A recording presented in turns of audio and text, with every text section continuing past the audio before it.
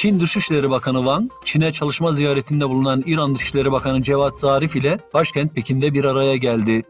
Görüşmede Wang, Çin'in çok taraflılık ve uluslararası anlaşmalara bağlılık ilkelerini savunduğunu dile getirdi. Çin'in ilk yerli uçak gemisi Tüp Çift 0A'nın seyir testlerinin başladığı bildirildi. Çin merkezi televizyonu CCTV'nin haberine göre ülkenin Liaoning eyaletindeki Dalian limanından törenle ayrılan Tüp Çift 01A'nın iletişim, yangın söndürme, yakıt ve elektromekanik gibi temel sistemleri test edilecek.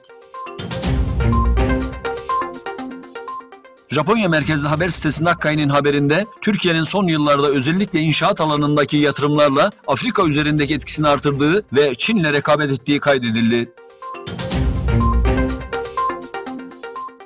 İsrail Gazze şeridindeki sınır kapılarını kapattı.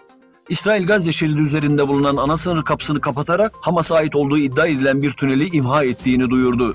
İsrailli yetkililer, Filistinlilerin Kerem Şalom sınır bölgesi üzerinde hazırlık ve uyarı cuması adı verilen gösteriler sonucunda bir yakıt boru hattına zarar verdiğini ve tahrip edilen noktaların tamiratı yapılana kadar sınır kapısının kapalı kalacağını açıkladı.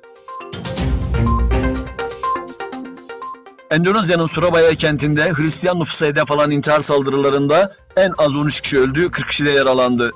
Ülkenin ikinci büyük kentinde pazar ayini sırasında 3 ayrı kiliseye eş zamanlı düzenlenen bombalı saldırıyı IŞİD üstlendi. Yetkililer saldırılarda hayatını kaybedenlerden 6'sının aynı aileye mensup saldırganlardan oluştuğunu duyurdu. Silahlı saldırıda en az 15 kişi hayatını kaybetti. Afganistan'ın Celalabad kentinde Maliye İdaresi binasına düzenlenen intihar saldırısı ve silahlı çatışmada en az 15 kişi hayatını kaybetti.